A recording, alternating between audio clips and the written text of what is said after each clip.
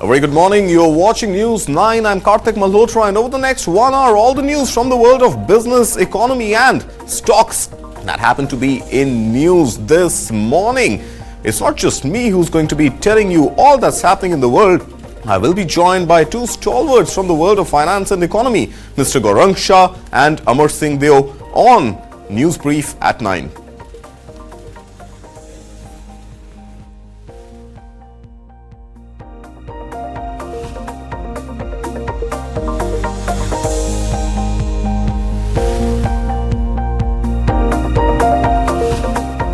This is Morning Brief at 9. Before we go into the headlines, first up, the big story coming in from the Supreme Court. The Supreme Court of India has laid down 8 factors that will be considered in deciding on alimony in cases of divorce. Number 1, the social and economic status of the separating husband and wife. Number 2, the basic needs of the wife and children in the future. Number 3, the Supreme Court has said it will consider qualifications and employment status of both the parties undergoing the divorce. Number 4, the means of income, and this also includes property held by the couple. Number 5, the wife's standard of living while living in the in-laws' house.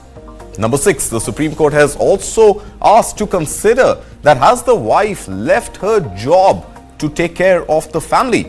Number 7, a reasonable amount for the legal battle for a wife who is not working. And finally, number 8, what will be the financial status of the husband, the earnings and other responsibilities that he would have along with the alimony. Now remember, these pointers are coming in just days after Atul Sohash, a techie who died by suicide and has left the country, questioning the legal and emotional battles that come with divorce proceedings and alimony demands. That's the latest that we are getting this morning. And now, before further ado, let's move on to the headlines that are making news today. Let's start with the US inflation. US inflation accelerates for a second straight month in November 2024. It reports the steepest gain in the last 7 months amid higher food prices and other sectors. India's own November inflation print is expected today. Economists are estimating CPI inflation to range between 5.3 and 6% for November, likely to come in cooler than the previous month. Sanjay Malhotra yesterday took charge as the 26th Governor of the Reserve Bank of India. In his first address, he emphasized the need to ensure stability and continuity in policy making while remaining alert and agile among the current global and political uncertainties. Meanwhile, the Indian rupee has hit a record low yesterday amidst yuan slide and dollar bids. Central bank intervention limits losses. Oil prices rise as China's economic stimulus rises and it raises demand concerns. What would be the impact on India's fiscal deficit? That's something we'll discuss on the show today. All's not well with gold. Gold prices hit 2-week high, surging past 78,800 rupees per 10 grams yesterday. All this coming in amid global tensions and Fed rate cut expectations. End of the year, but the IPO frenzy continues in December. 5 new issues open. MobiKwik leads with full subscription as Sai Life Sciences follows, leaving Vishal Megamart lagging behind. Quick commerce company Zepto will launch a separate app for Zepto Cafe, its 10-minute food delivery unit, and this is following Swiggy's bold strategy, which delivers certain food items in under 10 minutes.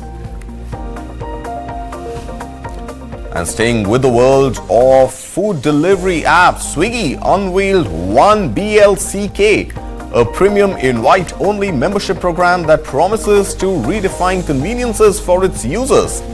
Meanwhile, rival Zomato rolls out a new feature called Recommendations from Friends to make food delivery more personal. We'll bring you stock updates on both Zomato and Swiggy later on the show with Amar Singh Deo. Well, US inflation accelerated for a second straight month in November 2024, reporting the steepest gain in the last 7 months, driven by higher food prices and other sectors as well. Despite this, Wall Street continues to place bets on another interest rate cut by the US Federal Reserve, with the policy verdict expected next week. According to the data, consumer prices rose slightly higher last month. The US Consumer Price Index increased to 2.7% last month from a year ago period, up from 2.6% in October, aligning with Economists' expectations. We have a very special guest joining us this morning, Gaurang Shah, Senior Vice President, Geojit Financial Services. Good morning, Gaurang. Welcome back on the show. First cut reaction, US inflation coming in steep, but expectations of rate cut not dwindling. What are your expectations and how does this impact India? Thank you very much and morning to all of you all. Well, so I think Mr. Powell will do what he has to do, but we don't have to forget that come Jan and President to be Mr. Trump will be assuming the Oval Office, and what he has said during the campaigning and before the presidential election is that he's going to lower taxes and increase tariff. And if he's going to actually do that, then that's going to lead to a very difficult situation for Mr. Powell in terms of the rate cuts that he had announced earlier this year. Because if Mr. Trump has to do what he has to do, then I think that will lead to a spike in inflation. And in that case, rate cuts would be a very difficult situation for Mr. Powell to handle. Absolutely. And I primarily don't think that we have to ape what the US does or any other country does. US has their own set of problems. We have our own set of problems. And in the recently concluded RBI policy, the outgoing governor, Mr. Das, has mentioned that he expects the growth to come back. I'm talking about GDP growth and inflation to taper off as and when we go into the next policy meet. So stay with that thought, Gaurang, because India inflation numbers are also expected today. In fact, India's retail inflation print is likely to come in at 5.5% for the month of November. And this, according to Economists surveyed by various publications, likely to be down from 6.2% in the previous month. Now, food prices continue to be high. Seasonal drop in vegetable prices notwithstanding, Gaurang Shah, if India's inflation also comes in as expected, while under 6% but over the RBI's threshold of 4%, with the new RBI governor in charge, what do you expect India to do? Leave aside what the Fed does. That's what exactly I was trying to say. So if you allow me to complete, I think inflation has down to 4.5 or 4% for meaningfully a monetary policy committee and for the governor to introspect and think about rate cuts. According to us at Geojit, I don't think we're going to see any rate cuts in India before March 2025. This is going to be absolutely data dependent. That's what the governor has also mentioned. All right. Well, like I mentioned, the new RBI Governor Sanjay Malhotra emphasized the importance of ensuring stability and continuity in policy making while remaining alert and agile amid the current global and political uncertainties. Well, after taking charge yesterday, Malhotra highlighted the necessity of maintaining continuity and stability while being adaptable to meet these challenges. Now, when we talk about these challenges, Gaurang, I want to get your view. Of course, we understand what is happening globally, and the inflation problem in India continues to be a supply side problem, not a demand side problem. So while you're saying a rate cut perhaps in the February Monetary Policy Committee meeting may happen, what really happens to inflation after that? And how should retail investors be watching their positions right now in the skew of news and slew of news which is coming on both inflation and rates? So slippage is the biggest reason for the inflation to spike up. Of course, we have had good monsoon this time. Expect the agri produce to be at a reasonable level than what we've seen earlier. And that will primarily bring down your food inflation related triggers that we're facing up until now. And in terms of other data points, I think as and when we have a little bit of more stability coming in, my sense is that we should be in a better position. Not that we were not, even in the past, if you actually go to see, we stood out a little bit differently compared to the emerging markets and the developed markets when it came to interest rates, inflation, and of course the GDP growth rate. So for the short to medium term, we are having a difficult situation, but we don't have to react to these numbers from a short to medium term point of view. I think long term numbers is something that we'll have to consider. Okay, so long-term numbers, but at the same time, Gaurang, the Indian rupee has touched a record low yesterday, hitting 84.86 against the US dollar. Now, on the volatility of the rupee, the depreciating rupee, and all this coming as the Chinese yuan is also weakening, the dollar is becoming stronger. From a currency perspective, what kind of interventions will you expect the RBI to take? Will we continue seeing the changes in the forex reserves as the RBI has been doing? Is this also something that you're reading into what Sanjay Malhotra has said yesterday? Well, absolutely, and I think at its historical lows, rupee against the dollar, and the dollar strength is not only against the INR, but it has been there against across currencies. Possibly we are in a little bit better shape than what the other currencies are doing.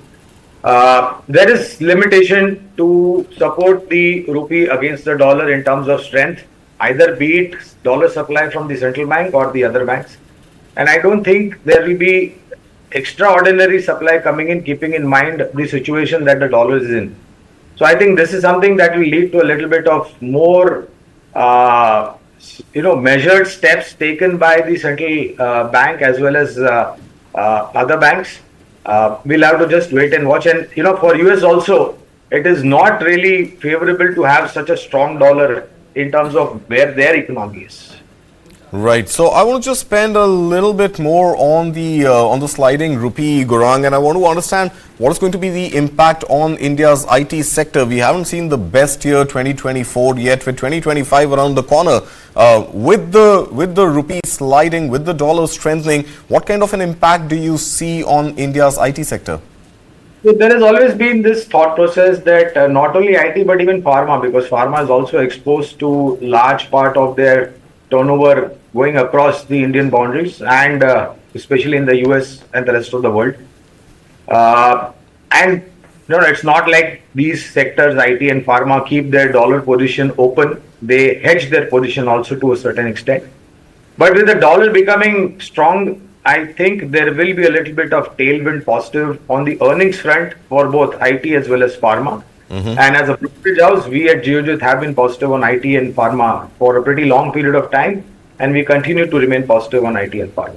Okay, and just help me understand this, Gaurang, even from the perspective of of rate cuts possibility continuing in the US. How does this augur on discretionary spending of companies in the US when they shore up their order books in favor of India's IT sector, and hence what would that do to job creation in the IT sector in India? So there are a lot of things, the issues with the statements made by Mr. Trump in terms of the visa. We heard how he wants to make America great again. We've heard what he wants to do in terms of restrictions for citizens coming from other country into US, whether it is skilled job or whether it is otherwise. But the primary thing is with these two sectors, pharma and IT. With the kind of capability and capacity that India has, it's going to be very difficult for any other country to independently mark those kind of levels, or any other country to come and compete with India. Right. So I think that time we should be in a sweet zone. All right. Well, stay with me, Gaurang. Let's move on to commodities now. Oil prices rose slightly early on Wednesday, with market participants expecting to see demand rising in China next year after Beijing announced a loose monetary policy to stimulate its economic growth. By early trading, Brent crude futures were up 10 cents to $72.29 a barrel, while US WTI gained 9 cents. According to analysts, China's policy shift could be a key factor driving global oil demand in coming months. And on that breath, let's also talk about gold. Gold prices have surged past 78,800, hitting a 2-week high as geopolitical tensions and anticipation of the US Federal Reserve rate cut next week drove investor demands. Gaurang, I want to understand from you the impact on India, rising oil prices, rising gold prices, the impact on the Indian economy and the impact on Indian investors. So if I'm not mistaken, we are the second or the third largest gold consuming country, correct me if I'm wrong. And we continue to do that as we go forward, though the thought process which was earlier has kind of reduced, but we still like to hold gold in our portfolio. And as a fundamental analyst, I have always advised that gold is something that you need to invest in, not from a 1 year perspective, but 3 year, 5 year perspective. And the best move to do is gold sovereign bonds, which the government is doing a rethink right now. And the other alternative is, of course, gold ETFs. Right. It is a natural commodity. It will get extinct at some point of time, the way world across mining is happening for gold. And don't over depend on it, but yeah, some allocation is there because you have to distribute your capital into different baskets so that you're not exposed to any kind of single risk by investing a large part of your investable money into a single asset class. So we remain positive, but a small portion of your portfolio should be in gold. For crude oil, I think the good part is that even during the bad times, India could manage its requirement as far as energies in form of crude oil is concerned from Russia at a discounted price, and to a certain extent with Iran in terms of the bilateral trade that we have with these countries. Right. Local dominated currency trade was there. It was not dollar dependent, and I think we'll continue to do that. More than China, I feel, just China, you need to take each and every news with a pinch of salt. But my worry is the geopolitical situation. We recently had, I think, the situation in Syria. Before that, we know what has happened to Israel, Iran, Hamas, and then before that, Russia and Ukraine. And if we have more such unpleasant geopolitical situations unfolding in the Middle East, and if the global pipeline is disturbed in any way, then there could be a very huge spike up in the crude oil prices, which may lead to difficult situation for countries like India, which are largely dependent on import of crude oil. Absolutely. India continues to be dependent on imported crude oil, and that has a bearing on the fiscal deficit. We'll have to wait and watch to see if Finance Minister Nirmala Sitharaman makes any adjustments to the fiscal deficit target in her upcoming budget 2025. Gaurang Shah, thank you so much for joining us early this morning on Morning Brief at 9. Pleasure having you, and we hope to keep coming back to you as the days progress. Well, moving on to other stories now, and let's shift focus to IPOs. Well, after a quiet period in the primary market, IPO activity is picking up pace in the second week of December, with 5 offerings set to open this week. Among the highest are the MobiKwik IPO, Sai Life Sciences IPO and Vishal Mega Mart IPO that were all launched yesterday, December the 11th. The One MobiKwik Systems Limited IPO opened with a bang, getting oversubscribed within hours of launch. The MobiKwik IPO was subscribed 7.31 times, receiving bids more than 8.68 crore shares compared to 1.18 crore shares on offer. Well, the IPO's last date is December the 13th, while the listing date has been tentatively fixed on December the 18th. Moving on, the mega 8,000 crore rupee IPO of Vishal Mega Mart Limited opened but could not garner encouraging subscription numbers. The issue was subscribed just 51% on day one, with investors bidding for 38.58 crore shares against 75.67 crore shares. The IPO will close for bidding on December 13th. The IPO listing also has been scheduled for December the 18th. Meanwhile, the Sai Life Sciences Limited IPO too struggled to generate huge demand for its shares on day one of bidding. The issue was subscribed 84% with bids for more than 3.27 crore shares compared to 3.88 crore on offer. The retail portion was booked at 18%, while the NII segment was subscribed at 15%. The QIBs subscribed to their category 2.62 times. And staying with the world of startups, quick commerce company Zepto is taking its quick commerce game to the next level. The company's co-founder and CEO Adit Palicha announced that Zepto Cafe, its 10-minute food delivery service, will soon have a separate app. The new app is set to launch next week, but customers will still be able to order coffee, sandwiches and more via the main Zepto app. Well, the dual entry strategy mirrors Zomato's approach with Blinkit over a year ago. Zomato initially offered Blinkit through both its main app and a standalone app, later opting for the standalone model after observing better results. Meanwhile, in the quick commerce battle, Swiggy, India's leading on-demand convenience platform, has introduced One BLCK or One Black, a premium invite-only membership program designed to offer a touch of luxury to its users. Members will enjoy exclusive perks like faster deliveries with an on-time guarantee, plus complimentary cocktails or desserts at partner restaurants via Swiggy Dine Out, and access to top-tier customer care for priority support. Meanwhile, rival Zomato has rolled out a new feature called Recommendations from Friends to make food discovery more personal. Available nationwide, this feature allows users to view restaurant and dish suggestions from their contacts. Users can manage who they see recommendations from and control the restaurants they recommend.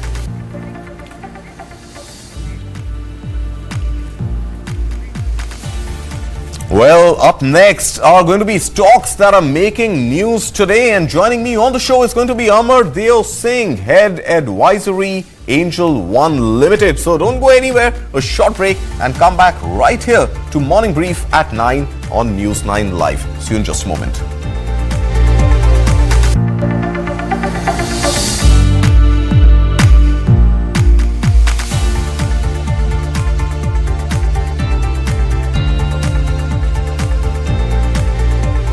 You remember when someone had hit our car? I had got him to pay up for all the damage. Yeah, so? If something goes wrong in this guaranteed return share, I will complain to the exchange and get full compensation. See, there's an agreement. Dad, you know what? Nobody can promise guaranteed high returns in the share market. Such illegal schemes are sheer fraud. The exchange will not give any compensation for these. That agreement is also useless. सोच कर, समझ कर, invest कर.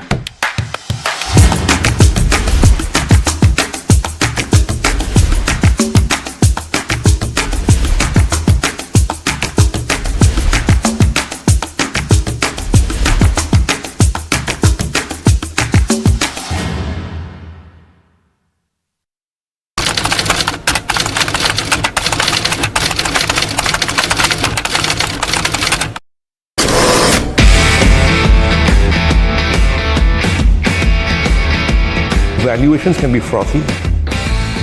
Going public is almost like what some of us would like to say is the holy grail, right? IPOs are a trend, not a bubble. Do secondary markets exist? Answer is absolutely yes, and it's been around for a very long time. Valuations could be high or low, and valuation may correct over time, but IPOs are here to stay. It is basically a graduation ceremony of sorts. It is potentially where a startup stops being a startup and starts becoming an enterprise. The IPO space has just started in the past 24 months. The startup ecosystem has been around for 15 years. Fundamentally, if you have a strong business and you have predictability of cash flows, and you can actually give with a fair degree of confidence where the business is headed, the market will reward you.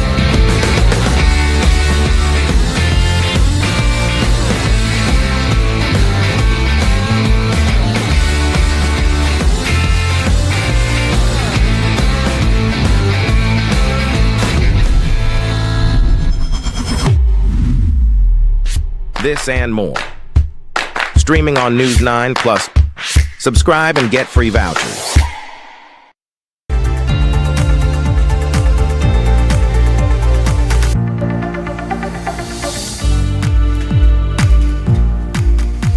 Welcome back. You're watching the Morning Brief at 9 with me, Sanjay Malhotra, right here on News 9 Live. Before we proceed any further, a quick mood check on the markets as they open today. Let's bring up those charts and tell you how Sensex and Nifty are performing today. Well, Nifty 50 up marginally, pretty much a flat opening, sticking above the 24,600 mark. That's good news. Sensex also in line, up just about 0.1% at about 81,000. The India VIX, the volatility index, is down by about 2%, holding firm at about 13% right now.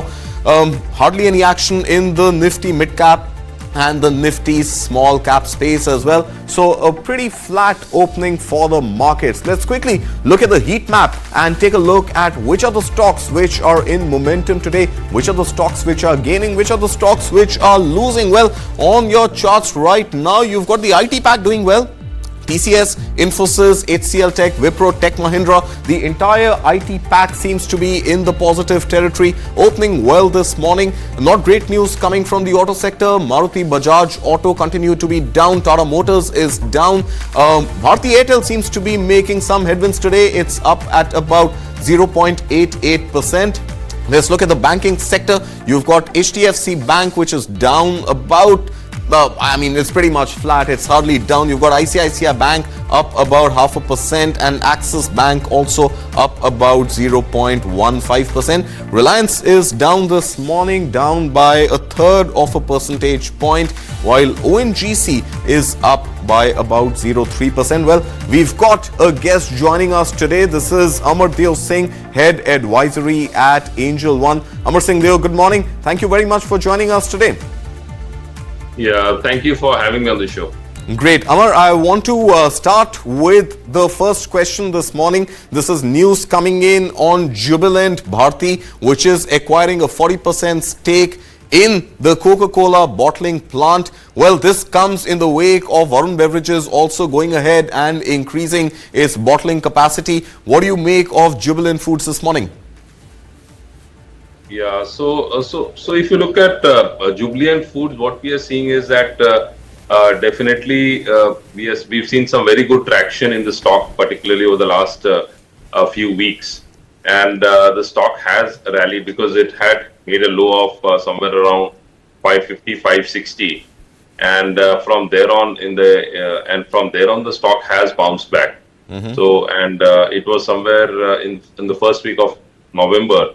So from 560, 570, it's up by almost 30%. The stock is up by almost roughly around 30%, 25, 26%, and that has been quite strong move. But the stock on the upside, if you look at from a slightly, I'll not say historical perspective, but yes, slightly from a longer time frame, you'll find that the stock in September had made a high of 715, and from there. Again, it's trying to breach that level. So 710, 720, that's going to act as a strong zone of resistance for the stock.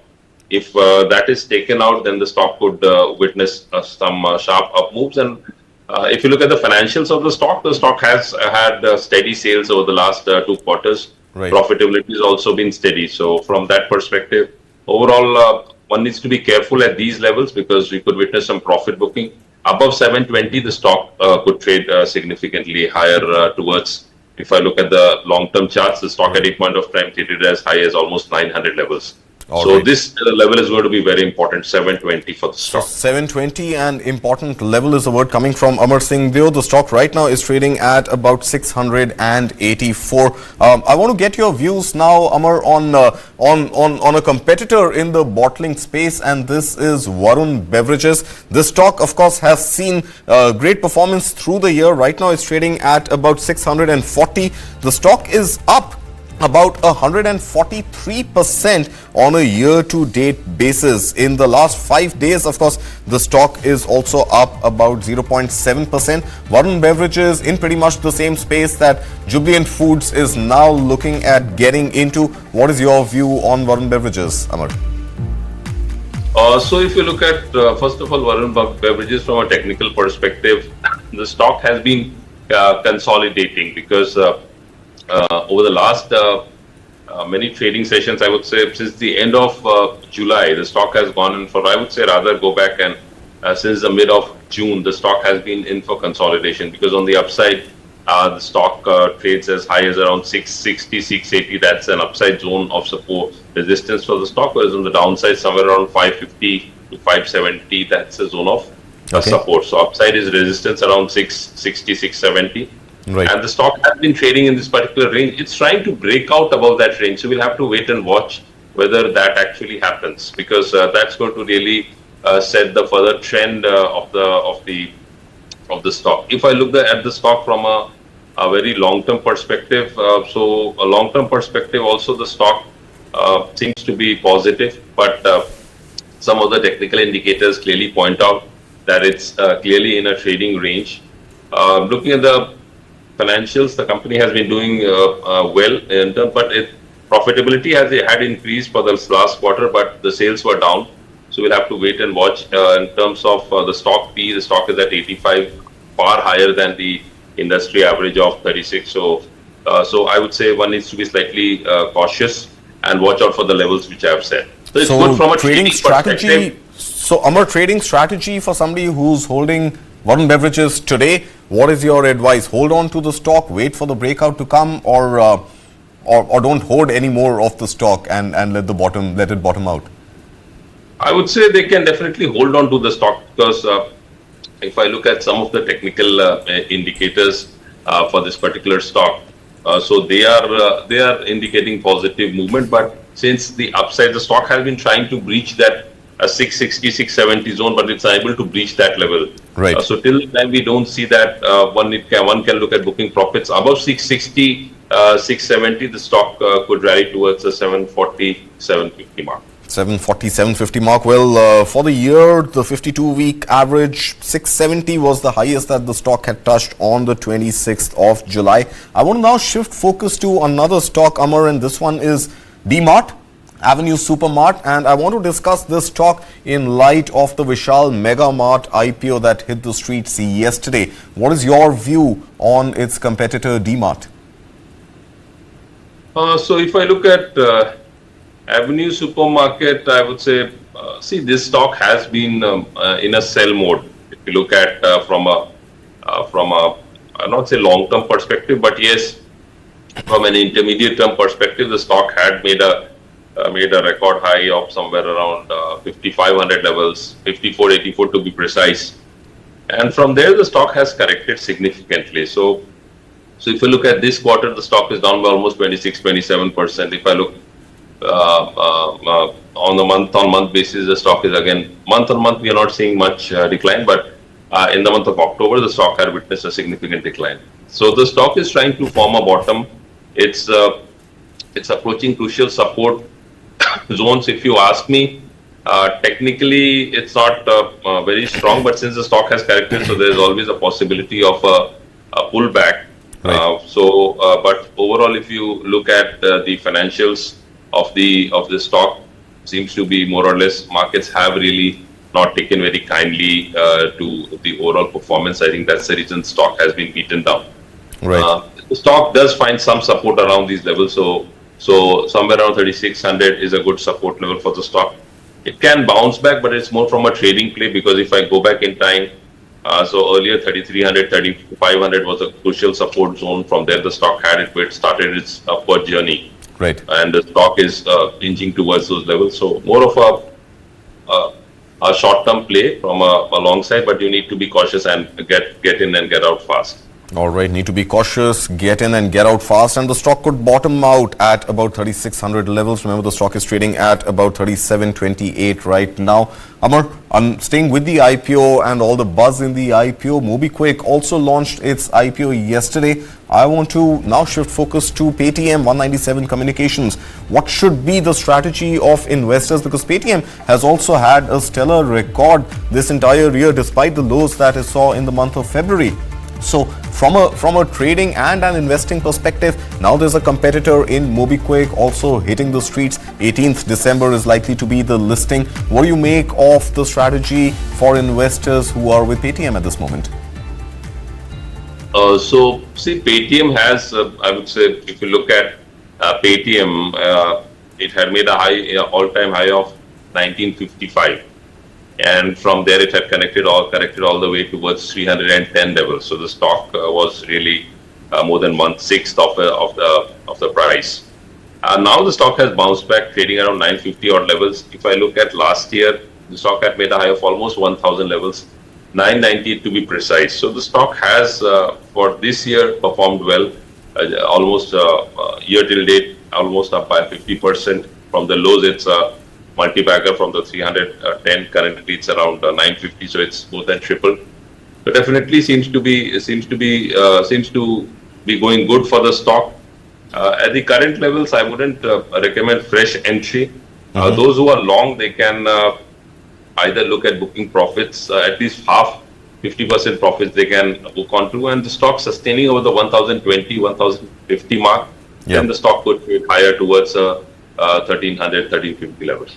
1300, 1350 could be the high for 197 Communication, Paytm's parent company. I want to now talk about oil, and of course we've seen with China loosening its monetary policy, there is impact, significant negative impact on oil. Oil prices are rising. Is this likely to have a bearing on oil marketing companies in India? Amar Singh Deo, I want to get your views first on HPCL and then Oil India Limited. What do you make of oil sector PSUs? So if I look at HPCL, to be precise, so HPCL we are seeing some sort of consolidation, and we've seen the stock trying to inch higher. The stock did correct from the recent highs. If you look at the stock from from a short-term perspective, almost from 450 levels, the stock corrected towards 360. Currently, it's above the 400 mark. Right. The stock seems to be inching up higher earlier. Sustaining above 400 is very important for any meaningful rally of 8 to 10% on the upside, because the stock would next meet with resistance somewhere around the 430, 440 zone, because those are some short-term tops which the stock had made. Looking Right. at it from a technical perspective on the long-term charts, they continue to remain positive. But as I said, 440, 430, 440 is a zone of resistance for the stock. The stock definitely has very strong support coming around the 370 mark. Are you seeing a similar pattern even for Oil India Limited, Amar? Because they belong to the same sector, pretty much the same macroeconomic events impacting them as well. So what do the technical charts tell you about Oil India Limited?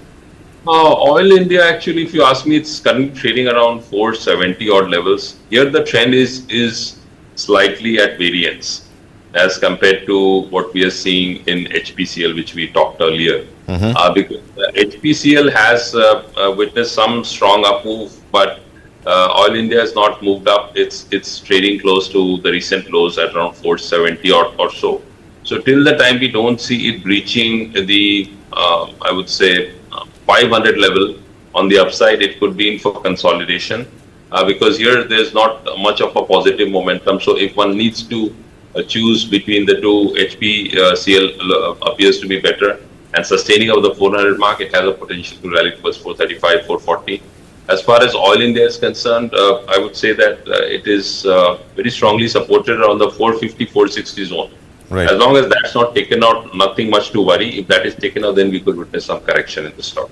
All right, shifting focus now to the quick commerce space and the startup space. Amar Singh Deo, I want to get your views, especially in light of what we've seen yesterday. We had Zepto launching the Zepto Cafe, another unlisted, but however, a unicorn competitor to both Swiggy and Zomato, and at the same time, both Swiggy and Zomato trying to firm up their own subscription base by introducing excellent benefits like recommendations from friends on Zomato, and Swiggy introducing a luxury feature called the Swiggy Black, or the One Black. What do you make of Zomato and Swiggy this morning? Let's start with Zomato. See, if I look at Zomato's had a stellar run. I would say it's been a phenomenal run for Zomato. It's up by almost 8x over the last I would say couple of years, because it had made a low of almost 30 towards 40. Sorry, 40 from 40. It's up at around 300 odd levels, 293 to be precise. Currently, we are seeing some sort of profit booking happening in Zomato. If I look at the trend, long-term trend continues to remain strong and positive, but upside we are seeing some loss of momentum. So what's actually that means is that at now higher levels, some profit booking is definitely happening in Zomato, but there is the strong uptrend remains intact. As long as the stock does not breach the 260 level, I don't think there's not much cause of worry. Currently, it's around 300 odd levels, so basically it's a 10% correction from those levels, and sustaining above the 300 mark could take the stock towards the 330, 340 zone. So overall, the stock is positive, but fresh entry at the current levels, you need to be slightly cautious. Okay, a quick word on Swiggy. Is Swiggy seeing a similar pattern on your charts? What do you make of it?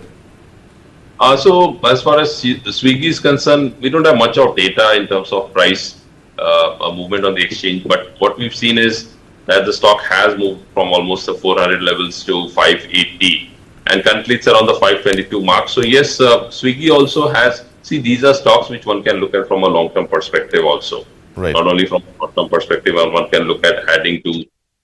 But one always needs to remember that a stock can go from 300 to 40 and again from 40 to 300. So that idea has to be clearly understood by every investor.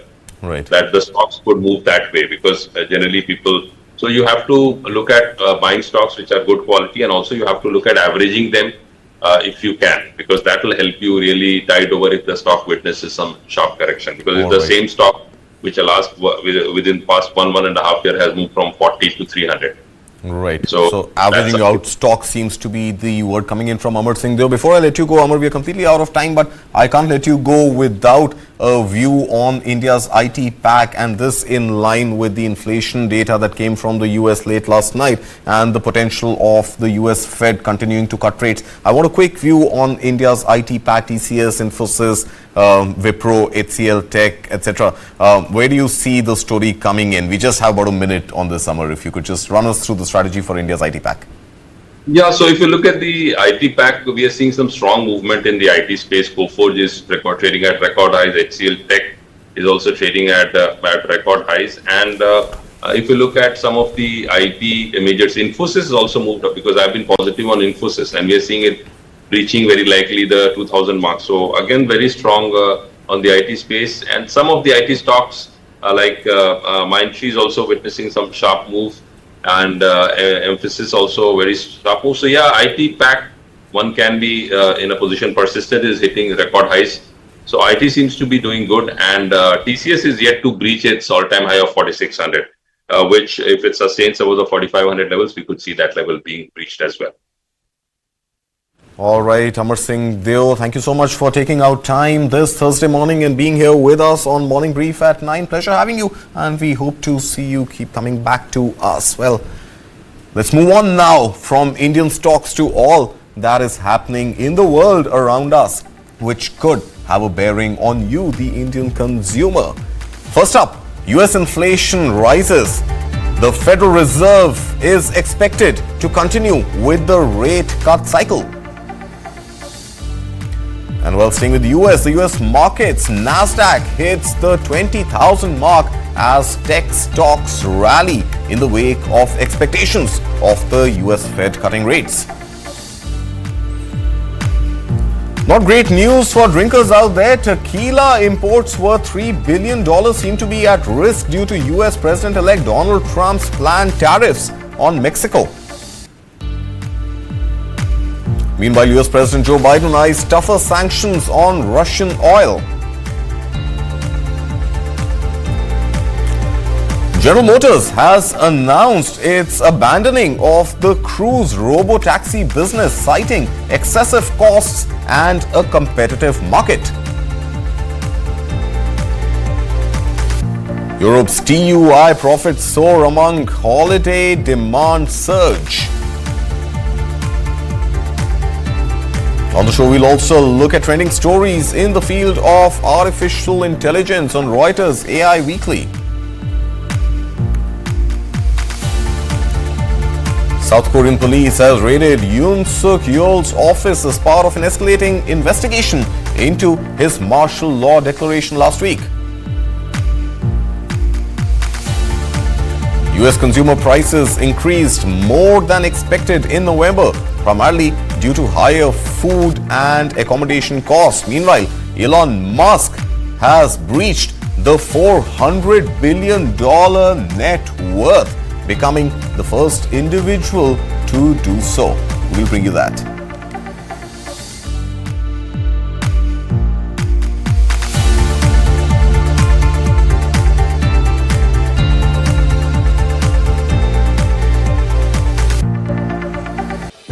If it's a cancer, then what? It's very distressing. anyone can have cancer. Mentality है कि ये बीमारी मुझे नहीं हो सकती. There's a thing called cancer is right inside me. सबसे पहले जो होता है ना, डर जो होता है कि now at the end of the world. My life went upside down. Stigma associated with it, which is very scary. In our country, more than 14 lakh people get diagnosed with cancer every year. Out of that, more than 9 lakhs die every year because of cancer.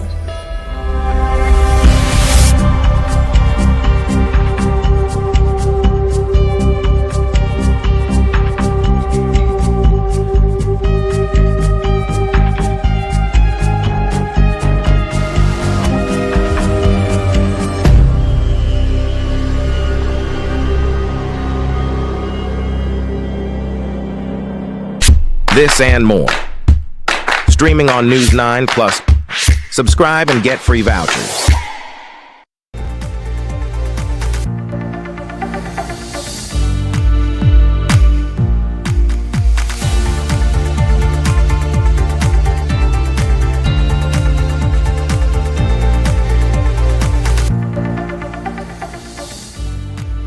Welcome back to Morning Brief at 9. I'm Sanjay Malhotra, and a look now at top business and economy stories making global headlines. US consumer prices increased more than expected in November, primarily due to higher food and accommodation costs. However, the slowing pace of rent increases offers hope for future inflation.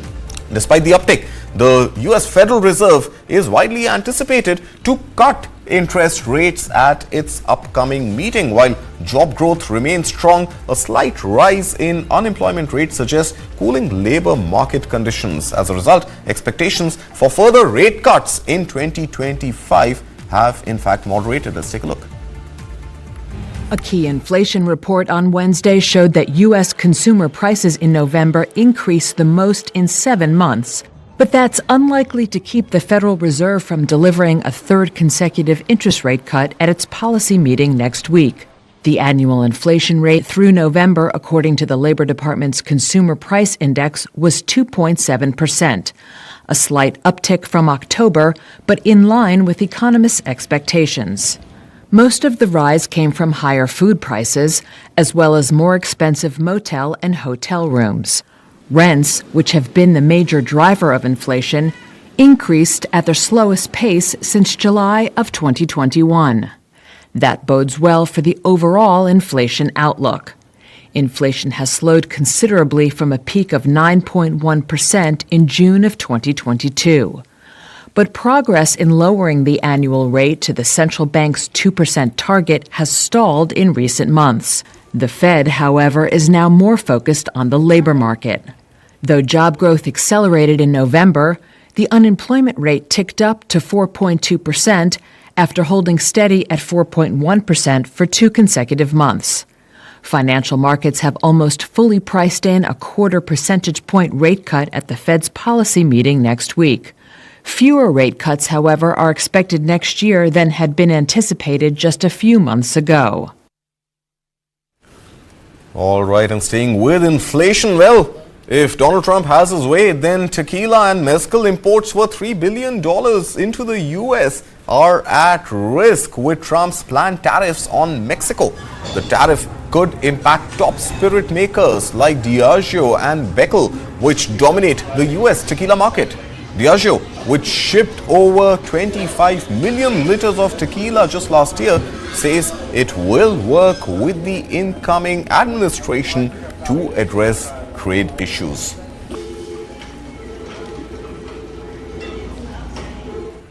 Meanwhile, the Biden administration is weighing new and harsher sanctions against Russia's lucrative oil trade, seeking to tighten the squeeze on the Kremlin's war machine just weeks before Donald Trump returns to the White House, as per a Bloomberg report. The US already bans imports of Russian oil, but new restrictions on the exports of one of the world's largest producers, which could involve signing out foreign buyers of its crude, which may include India, would append more than 2 years of policy set after Russia's full-scale invasion of Ukraine, which began in February 2022. The Biden administration was also weighing fresh sanctions aimed at the tanker fleet that Russia uses to transport its oil. This, again, according to the Bloomberg report. The European Union is planning similar measures on Russia's shadow fleet before the end of the year. The European bloc also is expected to target individuals involved in the oil trade.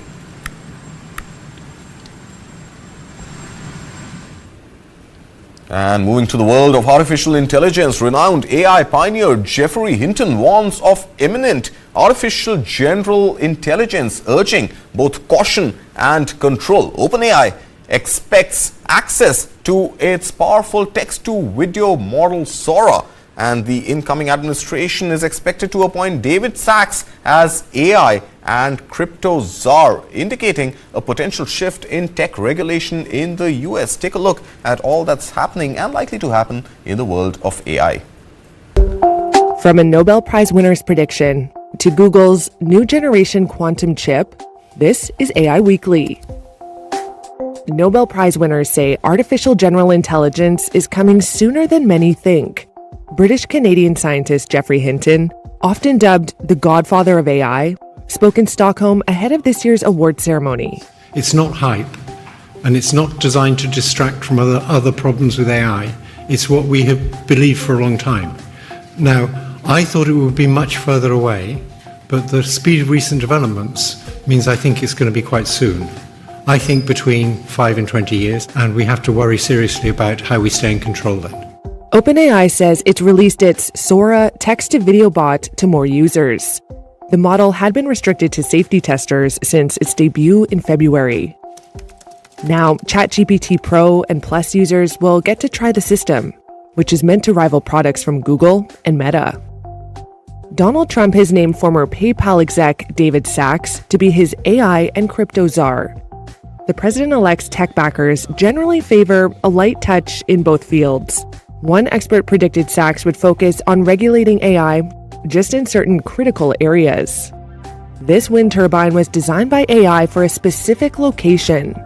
Developer Kit Windows-Yule at England's Birmingham University says bespoke systems could be much more efficient. The really exciting part of it is that every minute detail of the geometry of this wind turbine, every twist, every edge, every bend, every angle has been tuned and tweaked by our EvoPhase AI to be as efficient as possible for the specific wind speeds and specific topography of Birmingham, UK, where we're based. And Google says it has taken a big step towards reliable quantum computing with big implications for AI. The tech giant says its new Willow chip takes 5 minutes to solve a computing problem that would take a classical computer more time than the history of the universe. Commercial applications are still a ways off, but Google hopes quantum computers will one day solve currently out-of-reach problems in medicine, battery chemistry, and artificial intelligence. And talking about solving problems, well, the world's richest person, Elon Musk, has achieved yet another milestone by becoming the first person in history to amass a net worth exceeding $400 billion, driven by skyrocketing valuations of his holdings beyond Tesla, namely a record-breaking tender offer at SpaceX and a surge in the worth of his artificial intelligence venture xAI. Musk's fortune, estimated at over $400 billion by both Bloomberg and Forbes, gained remarkable momentum overnight following the latest insider share sale at SpaceX. His net worth saw a record one-day surge of $62.8 million, largely due to the SpaceX buyback deal. And with that, we've come to the end of Morning Brief at 9. News and updates follow right here on News 9 Live. Stay tuned and thanks for watching.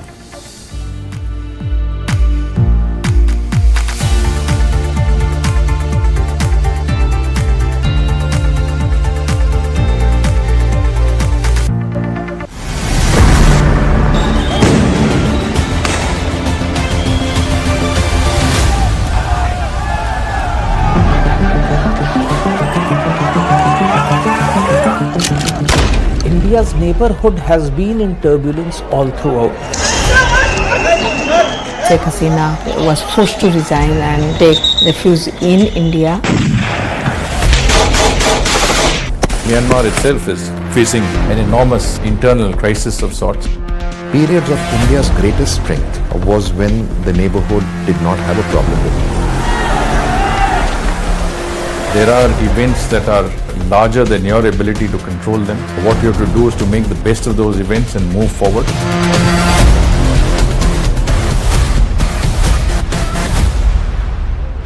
This and more. Streaming on News 9 Plus. News is now content. Subscribe and get free vouchers. John T. Rhodes and Alan Donald, they're kind of the reason why I started playing.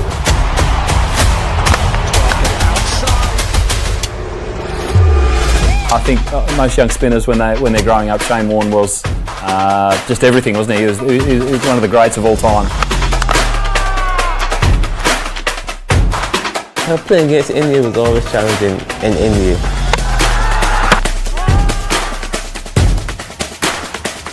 We're not allowed to bowl a bouncer, so that tells you that they want to see runs on the board. Clean board. It's totally different era you in and we are in. This and more. Streaming on News 9 Plus. Subscribe and get free vouchers.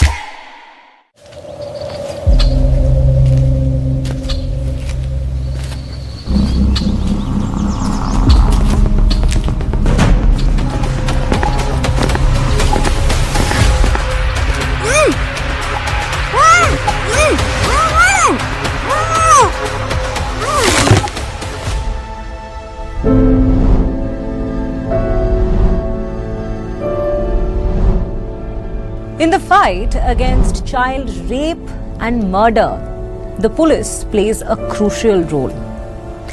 Their involvement is both proactive and reactive. It includes interventions at the prevention levels and investigation levels as well. Since the Nirbhaya case in 2012, which led to tougher laws against rape, little appears to have changed. But stopping crime against women cannot be left to the police alone.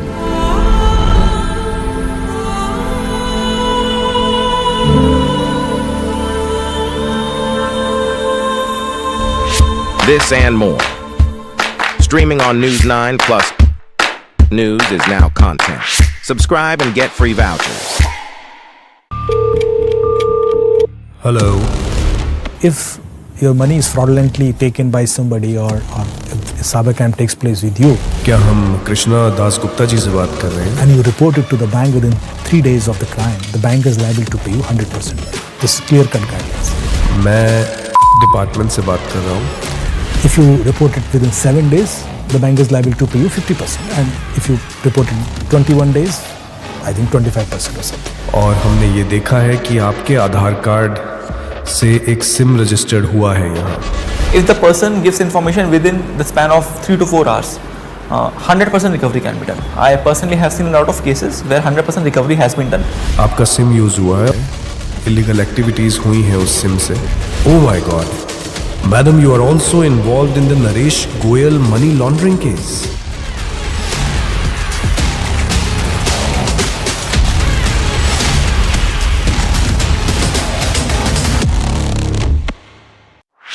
This and more.